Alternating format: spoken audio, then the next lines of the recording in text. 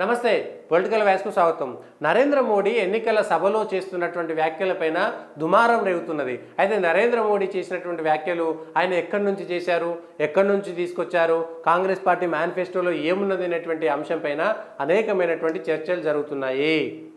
ఆ చర్చలకు మూల కారణం, మూల బిందువు ఎవరంటే కాంగ్రెస్ పార్టీకి, గాంధీ కుటుంబాలకు అత్యంత దగ్గర సంబంధం ఉన్నటువంటి, ఏకంగా అలా సిద్ధాంతకర్త అనేటువంటి విధంగా ఉన్నటువంటి రాహుల్ గాంధీ ఏ దేశానికి వెళ్ళినా వెనక ఉండేటువంటి శ్యామ్ పిట్రోడా అనేటువంటి వ్యక్తి ఇచ్చినటువంటి ఇంటర్వ్యూ, ఆయన చెప్పినటువంటి వ్యాఖ్యల మీద ఈ బేసిస్గా దుమారం జరుగుతుంది. మన ఆస్తిలో సగం సర్కారుకు, అమెరికా తరహాలో వారసత్వ పన్ను విధింపు, పిల్లలకు దక్కేది 45%, మిగతాది సర్కారుకు. కాంగ్రెస్ మేనిఫెస్టోలో సంపద పంపిణీ హామీ, ఇది న్యాయమేనన్న కాంగ్రెస్ మేధావి శ్యామ్ పిట్రోడా. అధికారాన్ని ఇస్తే దేశమంతటా ఆర్థిక సర్వే చేపడతాం, ప్రజల ఆస్తులు లెక్కగడతాం, సమన్యాయం పాటిస్తాం. మొన్న ఎన్నికల మేనిఫెస్టోలో కాంగ్రెస్ అమెరికాలో ఉన్నట్టే దేశంలో వారసత్వ పన్ను ఉండాలి, మరణించిన వారి ఆస్తుల్లో మెజారిటీ వాటాను ప్రభుత్వం స్వాధీనం చేసుకొని పంపిణీ చేయాలి. తాజాగా కాంగ్రెస్ సీనియర్ నేత శ్యామ్ పిట్రోడా కాంగ్రెస్ అధికారంలోకి వస్తే దేశ ప్రజల సొత్తును స్వాధీనం చేసుకుంటుందా? కాంగ్రెస్ సీనియర్ నేత శ్యామ్ పిట్రోడా చేసిన తాజా వ్యాఖ్యలు ఇప్పుడు అవే అనుమానాలను కలిగిస్తున్నాయి. అధికారంలోకి వస్తే దేశవ్యాప్తంగా ఆర్థిక సర్వే చేసి ప్రజల ఆస్తులను లెక్కగడతామంటూ కాంగ్రెస్ మేనిఫెస్టోలో ప్రకటించిన overseas Congress chairman, Congress senior నాయకుడు, గాంధీల కుటుంబానికి అత్యంత సన్నిహితుడు శ్యామ్ పిట్రోడా సంచలన వ్యాఖ్యలు చేశారు.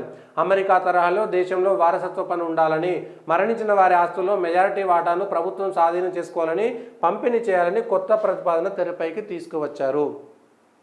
ఫర్ ఎగ్జాంపుల్, ఎల్లయ్య అనేటువంటి ఒక ఇంటి పెద్ద అనుకోకుండా మరణించాడు.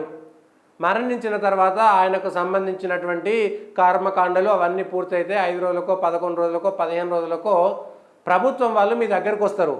ఇది కనుక వస్తే ప్రభుత్వం వాళ్ళు మీ దగ్గరకు వస్తారు. వచ్చి ఎల్ఐకు 3 ఇండ్లు ఉన్నాయి, ఎల్ఐకు 30 లక్షల ఆస్తి ఉన్నది, ఎల్ఐకు 5 కిలోల బంగారం ఉన్నది, ఎల్ఐకు 3 కార్లు ఉన్నాయి, ఇట్లా లెక్క కడతారు. లెక్క కట్టిన తర్వాత 3 ఇండ్లలో 2 ఇండ్లు ప్రభుత్వం స్వాధీనం చేసుకుంటుంది, 5 కిలోలలో 3 కిలోల బంగారాన్ని ప్రభుత్వం స్వాధీనం చేసుకుంటుంది, 3 కార్లలో 2 కార్లు ప్రభుత్వం స్వాధీనం చేసుకుంటుంది. ఎందుకంటే దీన్ని మీరు నమ్మి ఎలక్షన్లలో ఓటేశారు కాబట్టి, మేము ఈ చట్టాన్ని తెచ్చినాం కాబట్టి, ఈ చట్టం ప్రకారము మీ దగ్గర 100 రూపాయల ఆస్తి ఉంటే మీరు చనిపోయేటప్పటికీ మీరు మా పిల్లలకు వస్తుంది, మా భవిష్యత్తు తరానికి వస్తుందని దాచుకుంటారు కదా, అట్లా కాదు. ఒక వ్యక్తి సంపాదనలో తను చనిపోయిన నాటికి తాను అనుభవించవచ్చు, కానీ చనిపోయిన తర్వాత తన వారసులకు అనుభవించేటువంటి హక్కు ఉండదు. 55% దేశానికి, ఖజానాకి చెల్లించాల్సి ఉంటుంది. 55% అంటే మీకు ఒక 100 రూపాయలు ఉంటే మీ ఆస్తి 55 రూపాయలు ప్రభుత్వం స్వాధీనం చేసుకుంటుంది, 45 రూపాయలు మాత్రమే మీ కుటుంబానికి ఇస్తుంది. ఇది శ్యామ్ పిట్రోడా చెప్పినటువంటి ఒక సలహా, సూచన. అది కాంగ్రెస్ మేనిఫెస్టోలో ఉన్నదనేటువంటి అంశం పైన. ఇది ఎందుకు చేయాలంటే దేశంలో పేదరికంలో ఉండేటువంటి వాళ్లకు, పిల్లలు ఎక్కువ ఉండేటువంటి వాళ్లకు ఆస్తులు లేకుండా పోయినాయి కాబట్టి చేయాలనేటువంటి ఆలోచన వచ్చిందనేటువంటి పేరుతోటి నరేంద్ర మోడీ ఏకంగా ఇదంతా కావాలని హిందువుల ఆస్తులను తీసుకెళ్లి ముస్లింలకు పంచిపెట్టేటువంటి ప్రయత్నం కాంగ్రెస్ చేస్తున్నది, జాగ్రత్త అనేటువంటి మాట మాట్లాడారు. దీనిపైన కాంగ్రెస్ సమాధానం చెప్పాల్సి ఉంటుంది. నిజంగా ఈ చట్టం తీసుకొస్తారా? శ్యామ్ పిట్రోడా చేస్తారా? ఒకవేళ కేంద్రంలో ఉన్నప్పుడు చేస్తారా?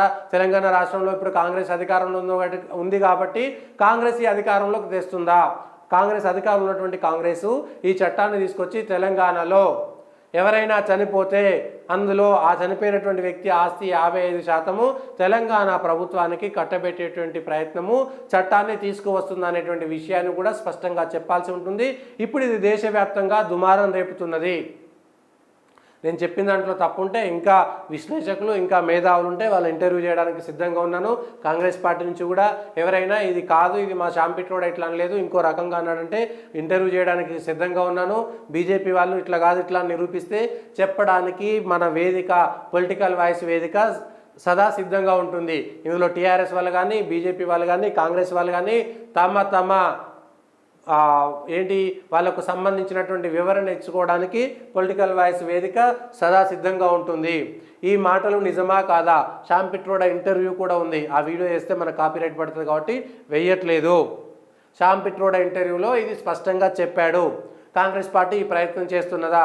చేస్తే ఈ మెజారిటీల వాళ్ళకు సంబంధించినటువంటి ఆస్తులను డబ్బులు ఎక్కువ ఉన్నటువంటి వాళ్ళని తీసుకెళ్ళి మైనార్టీలకు ఆస్తులు తక్కువ ఉన్నాయి, పిల్లలు ఎక్కువ ఉన్నారు అంటే వాళ్ళకి ఇచ్చేటువంటి ప్రయత్నం చేస్తున్నారా? ఈ చర్చ సాగుతున్నది. వైపు రిజర్వేషన్ల రద్దు కూడా దీనికి కౌంటర్గా వచ్చిందనేటువంటిది చెప్తున్నారు. ఏం జరుగుతుంది ఏంటి అనేది తెలియదు.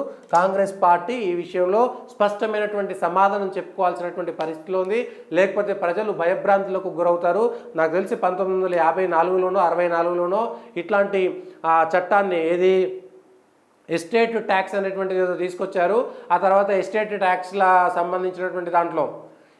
ట్యాక్స్లకు సంబంధించిన దాంట్లో ఈ నల్లధనం పెరిగిపోయింది, దొంగాస్తులు పెరిగిపోయినాయి, లేకపోతే వాళ్ళకు సంబంధించినటువంటి ఎస్టేట్లకు సంబంధించినటువంటి విలువ, మార్కెట్ విలువ బాగా తగ్గించి చూపించడంతో గందరగోళం ఏర్పడడంతో ఆ ఎస్టేట్ ట్యాక్స్ అనేటువంటిది, దయచేసి సబ్జెక్ట్ టు కరెక్షన్, ఇంకా మేధావులు ఎవరు ఉంటే చెప్పాలి, ఆ ఎస్టేట్ ట్యాక్స్ను కూడా గతంలో ప్రవేశపెట్టి తిరిగి మళ్ళీ వాపసు తీసుకున్నట్టుగా మనకు చరిత్ర చెబుతున్నది.